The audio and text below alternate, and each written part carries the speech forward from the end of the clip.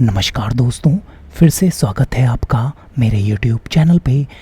इस वीडियो में हम आज बात करेंगे इंडोमेथसिन दवाई के बारे में और इस वीडियो में हम जानेंगे इस दवाई के उपयोगों के बारे में। साथ के साथ जानेंगे ये दवाई किन कंडीशंस में आपको उपयोग में नहीं लेनी है।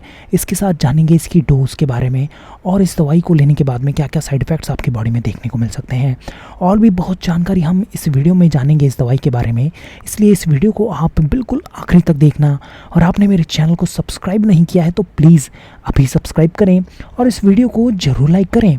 चलिए शुरू करते हैं दोस्तों सबसे पहले जानते हैं इंडोमेथसिन दवाई के उपयोगों के बारे में। देखिए दोस्तों, इंडोमेथसिन दवाई का उपयोग जोड़ों के दर्द में सबसे ज़्यादा होता है, जिसे आर्थराइटिस भी बोला जाता है। दोस्तों आर्थराइटिस मतलब जोड़ों में सूजन हो जाती है, इन्फ्लामेशन हो जाता है और जो जॉइंट्स होते हैं उनमें दर्द होने लग जाता है, तो इस कंडीशन को आर्थराइटिस बोलते हैं। तो इस कंडीशन में इंडोमेथसिन दवाई का उपयोग किया जाता है।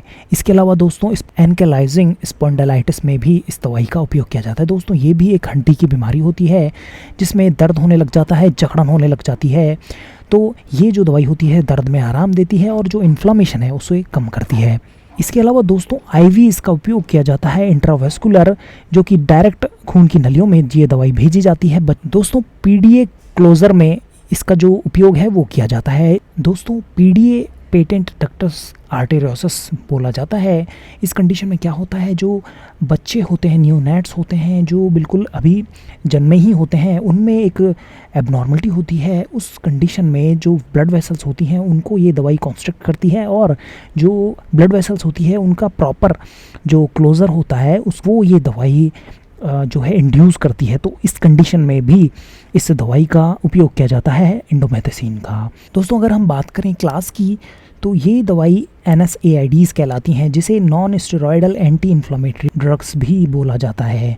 तो दोस्तों ये जो दवाई होती है वो इन्फ्लामेशन को कम करती है। इन्फ्लामेटरी जो सेल्स होती हैं उनकी जो संख्या को या फिर उनके प्रोलिफरेशन को ये दवाई कम करती है और दर्द में आराम देती है। आइए दोस्तों जानते हैं इसकी डोज के बारे में। देखिए दोस्तों, आर्थराइटिस में जोड़ों के दर्द में अगर बात करें तो 25 से 50 mg 2 टाइम या फिर 4 टाइम के लिए इसकी जो डोज है वो रहती है। इसके अलावा दोस्तों 75 mg के SR कैप्सूल्स, जिसे जो एक कैप्सूल होता है और वो पूरे दिन असर करता है, जिसे सस्टेंडेंट रिलीज भी बोला जाता है, वो कैप्सूल्स होते हैं अवेलेबल 75 mg के। इसके अलावा दोस्तों इसकी जो मैक्सिमम डोज है वो 200 mg पर डे के हिसाब से रह सकती है। और दोस्तों बच्चों में अगर बात करें तो 1 से 2 mg पर kg पर डे के हिसाब से इसकी जो डोज है वो रहती है।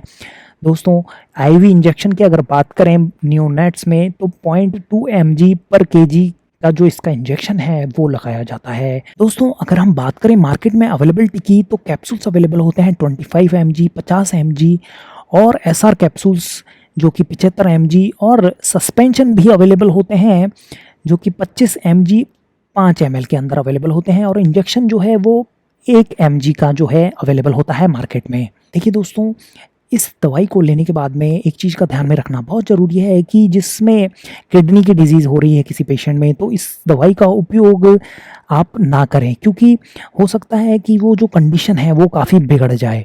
और इसके अलावा इसका जो उपयोग है वो आईवी, इंट्रा आर्टेरियली या फिर अम्बिकल कैथेटर में इसके थ्रू इसका उपयोग नहीं किया जाता।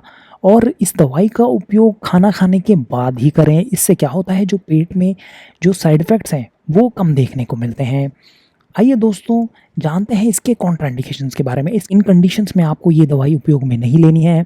दोस्तों यदि किसी को एलर्जी हुई है पहले एस्प्रिन से या फिर दूसरी NSAIDs दवाई से, दूसरी दर्द की दवाइयों से, तो वापस इस दवाई का उपयोग नहीं करना चाहिए।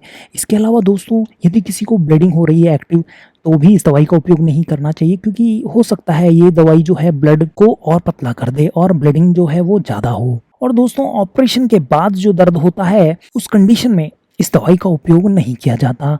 इसके अलावा किसी को थ्रोम्बोसाइटोपिनिया या फिर किडनी की डिजीज़ है तो भी इस दवाई का उपयोग नहीं करना चाहिए।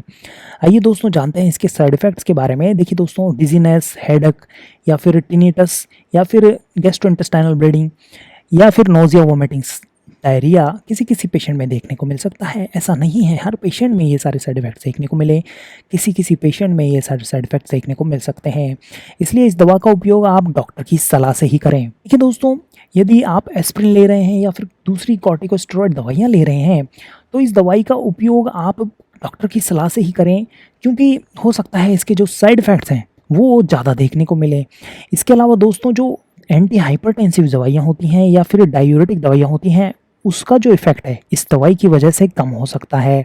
तो दोस्तों, ये था इंडोमेथिसिन दवाई के बारे में। ये वीडियो आपको कैसा लगा प्लीज़ आप कमेंट करें। इस वीडियो को ज़रूर लाइक करें और मेरे चैनल को ज़रूर सब्सक्राइब करें। ये वीडियो देखने के लिए धन्यवाद।